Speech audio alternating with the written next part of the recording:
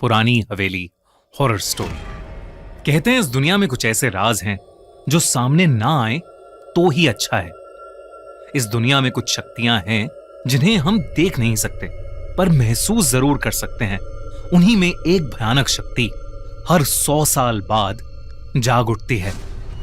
आज की कहानी उसी शक्ति के बारे में है। रिहान और नेहा दोनों ही राइटर्स थे और मुंबई शहर की भागदौड़ से थक चुके थे। दोनों ने फैसला किया कि वो मुंबई शहर से दूर एक घर ढूंढेंगे और वहीं रहेंगे।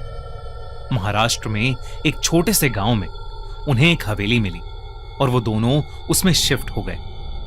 हवेली पुरानी थी लेकिन बेहद खूबसूरत। हवेली के मालिक की मौत हो गई थी और तब से वो खाली पड़ी थी, इसलिए वो उन्हें सस्ते में मिल गई।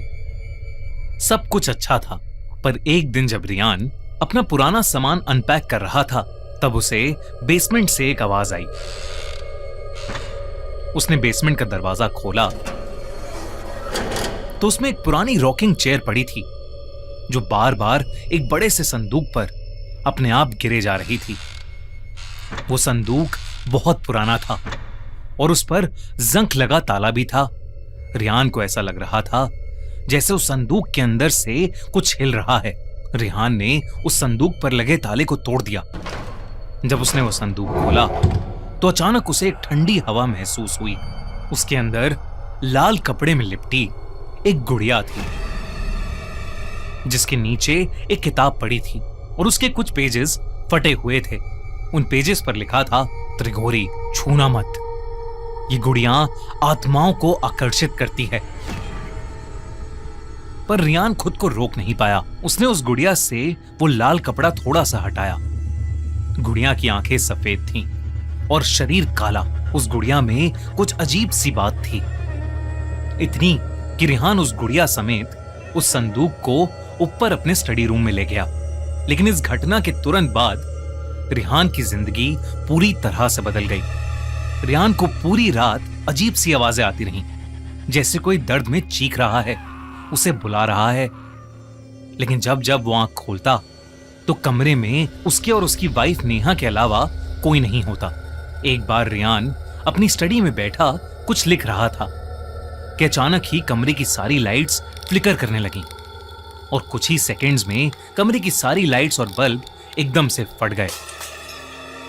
तभी उसे घर के बाहर किसी के जोर से चिल्लाने की आवाज आई।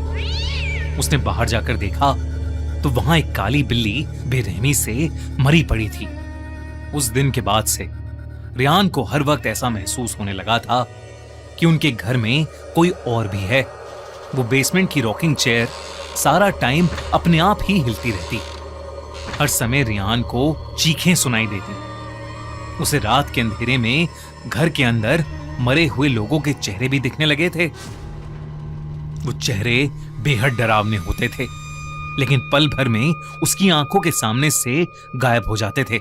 रिहान को कुछ समझ नहीं आ रहा था, इसलिए उसने ये सारी बातें नेहा को बताईं। लेकिन नेहा को उसकी बातों पर विश्वास नहीं हो रहा था। रिहान ने फैसला किया कि वो संदूक से मिली उस किताब को पढ़कर त्रिगोरी से जुड़ा राज जानने की कोशिश करेगा। रिहान सारा टाइम उस गुड़िया और उन पन्नों को पकड़कर उन्हें डिकोड करने में लगा रहता। रिहान इतना पागल हो चुका था कि वो खुद घर के आसपास के लोगों से त्रिगोरी के बारे में पूछने लगा और तब उसे किसी ने एक पंडित के पास भेजा। जब वो उस पंडित से मिला तो उस पंडित ने रिहान को कुछ ऐसा बताया जिसे सुनकर रिहान के रोंगटे खड़े हो गए।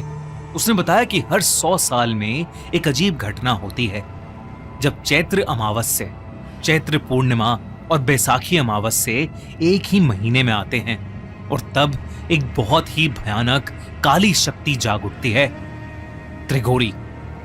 ये 3 रातें 100 साल में एक बार जब अप्रैल के महीने में आती हैं तो अपने साथ एक तबाही लाती हैं। 1 अप्रैल चैत्री अमावस्या से लेकर 30 अप्रैल यानी बैसाखी अमावस्या तक अप्रैल शताब्दी का सबसे खतरनाक महीना बन जाता है और इस पूरे महीने को कहते हैं काल त्रिगोरी। त्रिगोरी अपने साथ एक ऐसा कहर लाता है जो सब कुछ बर्बाद कर सकता है। उस पंडित ने रियान को बताया कि जिस गांव में रिहान अभी रह रहा है, वहां 100 साल पहले एक काला जादू करने वाली औरत ने उसी लाल कपड़े में लिपटी गुड़िया का इस्तेमाल करके काल त्रिगोरी को अपनी नींद से जगाने की कोशिश की थी। और तब एक ही रात में पूरा का पूरा 500 लोगों का गांव मारा गया था और आसपास के सारे गांव में ऐसी बीमारियां फैलने लगीं जिसने कई लोगों की जिंदगी बर्बाद कर दी। ये सब सुनकर रिहान ने उसी पंडित से मदद मांगी। उस पंडित ने रिहान को 2 काली बिल्लियां दी और कहा कि वो अगले 2 दिन में उसके घर आएगा और त्रिगोरी को शांत करेगा। रिहान पूरा दिन घर में उस पंडित के बताए शुद्धिकरण के नुस्खे आजमाता रहता और उन काली बिल्लियों को 24 घंटे अपने पास रखता। रिहान नेहा से कहता कि ये काली बिल्लियां उनको घर की प्रेत आत्मा से बचाएंगी। नेहा से अब रिहान का पागलपन बर्दाश्त नहीं हो रहा था। 2 दिन बाद वो पंडित उनकी हवेली में आया। पूजा का सामान देखकर ही रिहान और नेहा की रूह कांपने लगी, क्योंकि उसमें इंसानी खोपड़ी, मरे हुए जानवर और ऐसी ही बेहद अजीब अजीब चीजें थीं। लेकिन उस पंडित ने रिहान को हिम्मत रखने को कहा। उसने हाथ में एक लाल कपड़ा लिया और उस लाल कपड़े से उस गुड़िया को निकाल के पूजा स्थान के बीचों बीच रख दिया। पंडित ने देरी ना करते हुए पूजा शुरू की और मंत्र आवाहन से काल त्रिगोरी को शांत करने की कोशिश करने लगा। पूजा शुरू करते ही रिहान को बहुत तेज दर्द में किसी की चीखें सुनाई देने लगी। तभी रिहान और नेहा ने देखा कि गेट की दीवार के अंदर से एक बहुत ही डरावनी 10 फीट लंबी परछाई निकली है जो उनकी तरफ आ रही है। जैसे जैसे वो परछाई उनकी तरफ आ रही थी, वैसे वैसे घर की सारी लाइट्स अपने आप फूटती जा रही थीं। तभी एकदम से बहुत ही तेजी से दरवाजा खुला और वो परछाई घर के अंदर आकर हवा में कहीं गायब हो गई। और तभी घर की सारी चीजें हिलने लगीं। वो बिल्लियां आपस में एक दूसरे से इतनी बुरी तरह लड़ने लगीं कि उन्होंने एक दूसरे को नोच काट कर मार डाला। नेहा को अपनी आंखों पर विश्वास नहीं हो रहा था। उसे लगा कि ये सब उस गुड़िया की वजह से हो रहा है, इसलिए उसने हड़बड़ी में बिना लाल कपड़े के उस गुड़िया को उठाया और उसे काट कर जला दिया। ये देखते ही वो पंडित कांप उठा। उसने बताया कि काल त्रिगोरी से ऐसे छुटकारा नहीं मिलेगा और बिना लाल कपड़े के उस गुड़िया को छूने की हिम्मत करके नेहा ने अपने पूरे परिवार को संकट में डाल दिया है और अब उन्हें मरने से कोई नहीं बचा सकता। वो पंडित पूजा को बीच में छोड़कर ही घर से जाने लगा। रिहान उस पंडित से मदद की भीख मांगता रहा, लेकिन वो पंडित इतना घबराया हुआ था कि उसने कुछ नहीं सुना और वो वहां से चला गया। रिहान और नेहा की उस रात बहुत बुरी लड़ाई हुई। रिहान उस पूरी रात सो नहीं पाया क्योंकि उसे बार बार वही 10 फीट लंबी परछाई दिख रही थी जो धीरे धीरे और ज्यादा डरावनी होती जा रही थी। अगली सुबह उसे नेहा की चिल्लाने की आवाज आई। वो उसके पास पहुंचा। तब नेहा ने बताया कि पिछली रात उसके माँ बाप के घर में आग लग गई और उसकी पूरी फैमिली उस फायर एक्सीडेंट में मारी गई। रिहान ने डर के मारे अपना सर पकड़ लिया। वो समझ गया था कि यह सब काल त्रिगोरी की वजह से हो रहा है। कुछ ही देर में उसे एक और खबर मिली। जो पंडित उनके घर पूजा करने आया था, उसे भी किसी ने जंगल में बेरहमी से मारकर छोड़ दिया था। अब रिहान को कुछ समझ नहीं आ रहा था कि वो क्या करे। थक हार कर रिहान ने सोचा कि वो संदूक को भी जला देगा, लेकिन जैसे ही वो संदूक तक पहुंचा, उसने देखा कि वो काली गुड़िया वापस से जुड़ गई है और वो उस संदूक के ऊपर बैठकर उसे देख रही है। तभी फिर से उसे नेहा के चिल्लाने की आवाज आई। जब वो अपने कमरे में गया तो उसने देखा कि नेहा के हाथ में एक चाकू है और उसके पीछे वही 10 फीट भयानक लंबी परछाई। नेहा रिहान को देखकर पागलों की तरह हंस रही थी।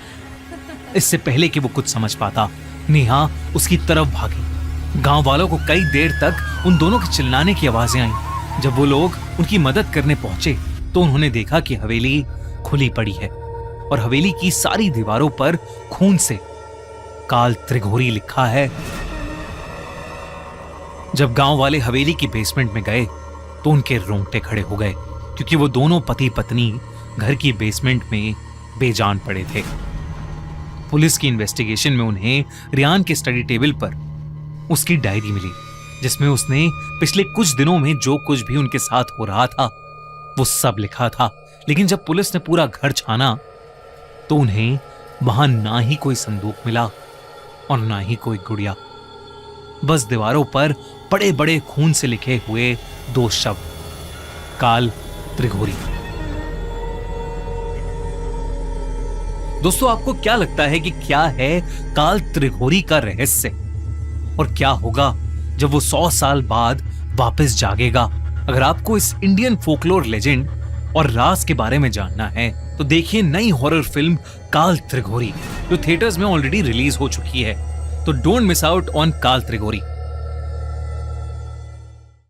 और अगर आपको ये वीडियो अच्छी लगी तो हमारा चैनल खूनी मंडे सब्सक्राइब करना बिल्कुल मत भूलना।